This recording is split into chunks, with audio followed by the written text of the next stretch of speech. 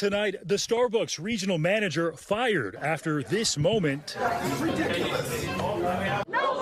which ignited a national uproar and forced the coffee giant into a racial reckoning. Now that former employee winning more than $25 million in damages after suing the coffee giant for violating her civil rights in her termination. It all started in April 2018 when these two men, Rashawn Nelson and Dante Robinson, walked into a Starbucks in Philadelphia where they had a meeting. One of them was refused access to the bathroom without making a purchase, and they were asked to leave. When they refused, someone told me they did. They didn't do anything. I saw the entire thing. A staff member called the police, who arrested both Robinson and Nelson. Because you see us! We are here! The incident, a stain on the massive coffee retailer, sparking protests and national outrage. It ultimately prompted Starbucks CEO Kevin Johnson to release a video statement, taking accountability for the incident and promising to do better. What happened and the way that incident escalated and the outcome was nothing but reprehensible. And I'm sorry. Starbucks taking drastic action. Today, the company announced that all of its 8,000 U.S. stores will close the afternoon of May 29th. Employees will go through racial bias training. And changing its bathroom policy so anyone could use them. The company eventually settling with Nelson and Robinson for an undisclosed amount of money and providing them with a free college education. The two also settled with the city of Philadelphia for a symbolic $1 each, with Philly's promise to invest in a youth entrepreneurship program. I'm thrilled that they just did it for a dollar with the city. It showed a lot of class on their part. But the drip of the fallout continued.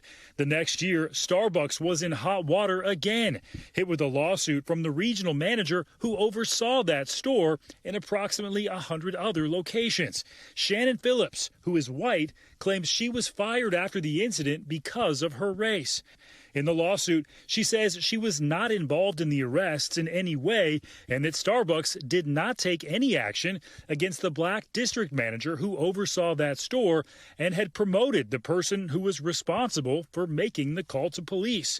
On Monday, a federal jury in New Jersey sided with Phillips, awarding her $25.6 million in damages. What was ultimately determined by the jury was they kind of went after people that were not involved with that situation at all, making those decisions based on appearance and the race of the people that they disciplined, who were associated with the Philadelphia store, but not with the events that occurred. Starbucks fought the lawsuit in court, saying Phillips was not fired because of her race, but for failing to lead, according to court filings. But the company has not commented publicly since the verdict and has not responded to our request for comment. In a statement, Phillips' lawyer said Starbucks was looking for a scapegoat and that Phillips will now be pushing for more back pay from Starbucks to be decided by the judge. All right, asking for even more money. Stephen Romo joins us now in studio. So, Stephen, what was the biggest piece of evidence in this case that bolstered the manager's argument?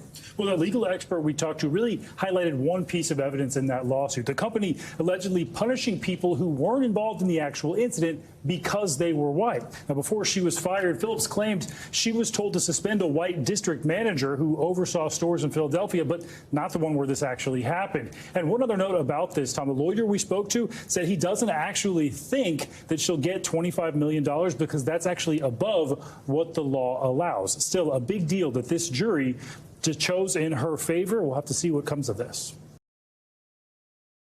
Thanks for watching our YouTube channel. Follow today's top stories and breaking news by downloading the NBC News app.